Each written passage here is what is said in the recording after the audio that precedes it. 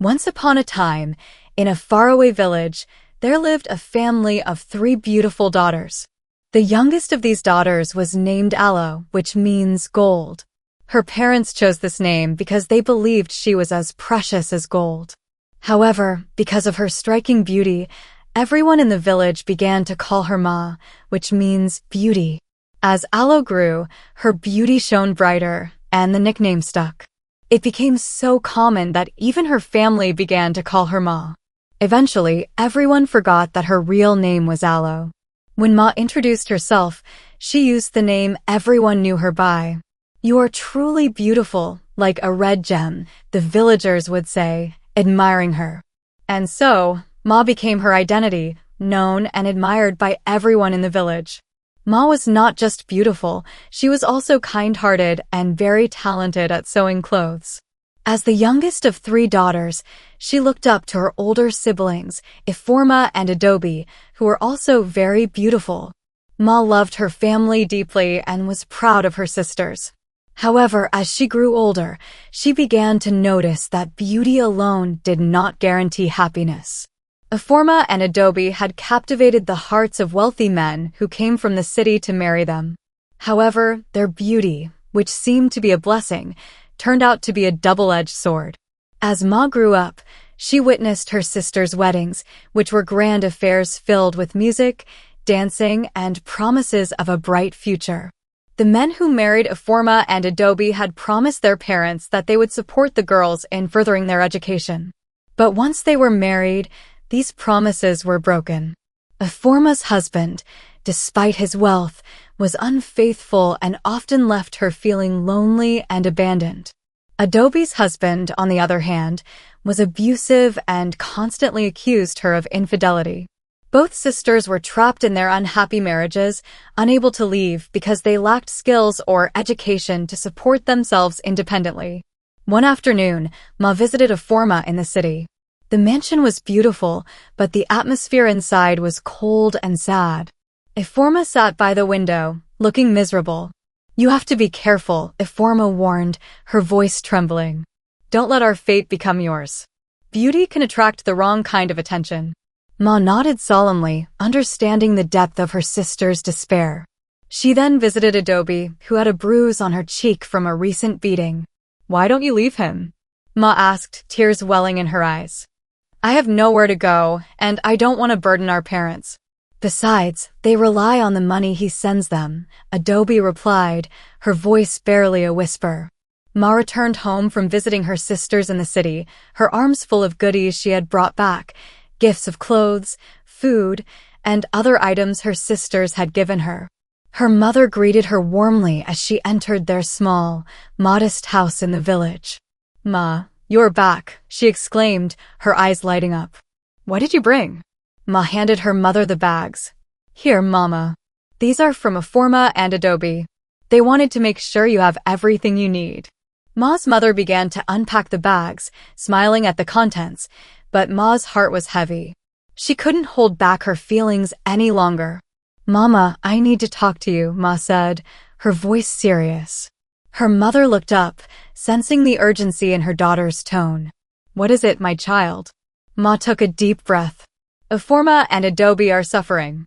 Iforma's husband cheats on her all the time." Her mother sighed and shook her head. "Ma, you're still young. You do not understand marriage yet. When you grow up, you will see that a woman must be strong and endure her marriage, just like I have." Ma was confused. "But, Mama, why should they stay if they are unhappy?" Ma's mother sat down and looked at Ma with a tired expression. "Do you think I stay with your father because I am happy all the time?" "No, Ma. I stay because it is my duty as a wife and mother. We must be strong for our family."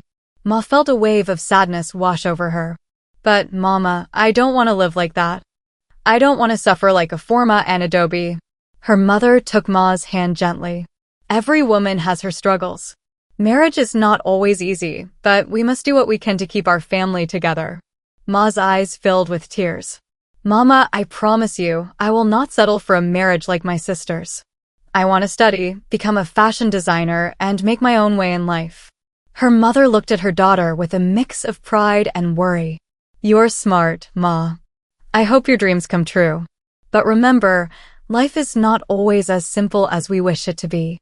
Ma nodded, understanding her mother's words, but still resolute in her heart. She knew she had to follow her own path, no matter how difficult it might be. She hugged her mother tightly, feeling a deep love for her, but also a firm resolve to change her own destiny. Ma was walking home from school, chatting with her friends from high school. They were all in awe of her skill in needlework, praising her designs and talent. "You are so talented," everyone exclaimed. "Loves your clothes," said Chor, one of her friends. "Thank you, Chor," Ma replied with a smile. "I just love making beautiful things." As they were about to part ways, Ma turned to another friend, Amar. "Amar, please remind your mother that I will finish her dress this weekend. She can come and collect it on Sunday." "I will." "Thank you so much," Amar responded cheerfully. They all waved goodbye, and Ma continued her journey home. As she walked down the dusty village road, a shiny luxury car drove past her, then suddenly reversed back. The window rolled down, and a well-dressed man called out to her. "Hello there, beautiful." "What's your name?" the man asked, smiling. Ma stopped and looked at him, feeling uncomfortable. "My name is Ma. What do you want?" The man grinned. "You are very beautiful, Ma. I like you. I want to get to know you better." Ma frowned and shook her head. "Thank you, but I'm not interested." The man seemed surprised by her response, but didn't give up. He asked where she lived and drove to her house. When he arrived, he spoke to Ma's parents, telling them the same story her sister's husbands had told. "I want to marry your daughter," the man said confidently. "I will take her to the city and help her further her studies. She will have a good life with me." Ma's parents were excited and tried to convince her. "This is a good opportunity for you. He's a wealthy man, and he will take care of you." But Ma was firm. "No, Mama, Papa. I do not want to marry him. I want to continue my studies and become a fashion designer." Despite her parents' attempts to persuade her, Ma refused the man's proposal. Over time, many other suitors came, each promising her heaven and earth, but Ma turned them all down. At the end of the year, the results from her school exams were announced. Ma was nervous, but hopeful as she went to check her results. When she saw her scores, she was overjoyed. She had passed with flying colors, and her dream of going to college to study fashion designing was within reach. She ran home to share the good news with her parents. "Mama, Papa, I did it. I passed my exams with high marks. I can go to college now." Her parents were proud and happy for her. "We are so proud of you, Ma. You have worked so hard, and now you will achieve your dreams." Ma journeyed to the city to study fashion design with the money she had saved from sewing clothes for her villagers. Her sister Adobe also helped her pay for college for the whole year. When Ma arrived in the city, she stayed with Adobe since Adobe's house was closer to the college. On Ma's first day at college, she attracted a lot of attention. Her beauty and the stylish clothes she had designed for herself made her stand out. Everyone, including the lecturers, noticed her. A group of ladies often came up to her to compliment her outfits. "Wow, your dress is amazing. Did you make it yourself?" one of the girls asked. "Yes, I did," Ma replied with a smile. "She's so talented and beautiful," another girl said, and everyone nodded in agreement. When Ma walked through the college, people stared at her, admiring her beauty and talent. That first week was very exciting for her. Many girls wanted to be her friend, and they would wave at her from a distance or call out, "How are you, Ma?" They would even ignore whoever they were talking to just to get her attention. Ma received a lot of attention from the guys too. Even guys from other faculties would hang around Ma's faculty just to talk to her or ask if they could buy her lunch. "Hi, would you like to have lunch with me today?" one of the boys asked. "Thank you, but I already have plans," Ma would reply politely. Despite all the attention, Ma was unsure who truly liked her for who she was.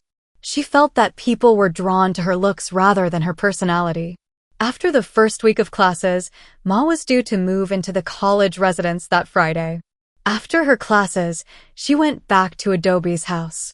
She could hear Adobe and her husband arguing, which made her very upset. That night, Ma took an old ribbon door from Adobe's house and started sewing a mask to cover her face.